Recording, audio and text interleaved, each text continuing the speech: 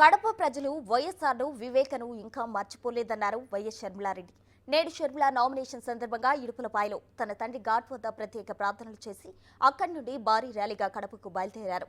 ఈ ఎన్నికల్లో కడప నుంచి భారీ మెజారిటీతో గెలుస్తానని ఆమె ధీమా వ్యక్తం చేశారు.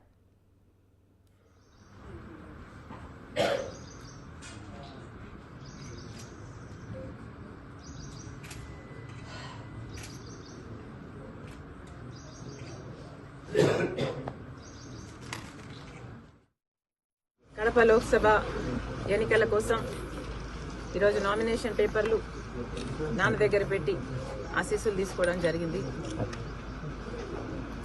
కడప ప్రజలు విజ్ఞత కలిగిన వారు, అన్నీ అర్థం చేసుకోగలిగిన వారు, అన్నీ అర్థమవుతున్న వాళ్ళు.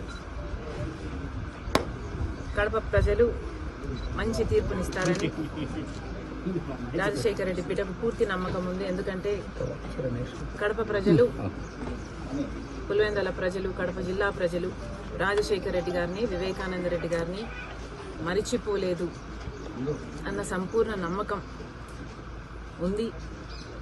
అది నిరూపించుకోవాల్సిన సమయం వచ్చింది.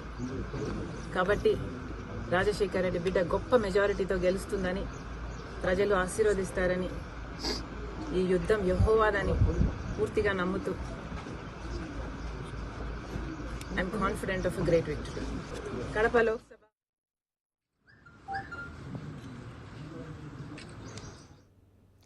కడప కాంగ్రెస్ ఎంపీ అభ్యర్థి షర్మిల నామినేషన్ దాఖలు చేశారు. మొదట వైఎస్ఆర్ కు నివాళులు అర్పించి నామినేషన్ పత్రాలు తన తండ్రి సమాధి దగ్గర పెట్టారు. వైఎస్ ఆశీస్సులు తీసుకున్నారు. షర్మిలతో పాటు ఆమె భర్త బ్రదర్ అనిల్, వివేక కుమార్తె సునీత, తులసి రెడ్డి కూడా నివాళి అర్పించారు. ఆ తర్వాత షర్మిల కోసం అనిల్ ప్రత్యేక ప్రార్థనలు చేశారు. ప్రార్థనలు పూర్తి అయిన తర్వాత కడప కలెక్టరేట్ కు చేరుకుని నామినేషన్ వేశారు. ఒక సెట్ నామినేషన్ పత్రాలు రిటర్నింగ్ అధికారికి అందజేశారు.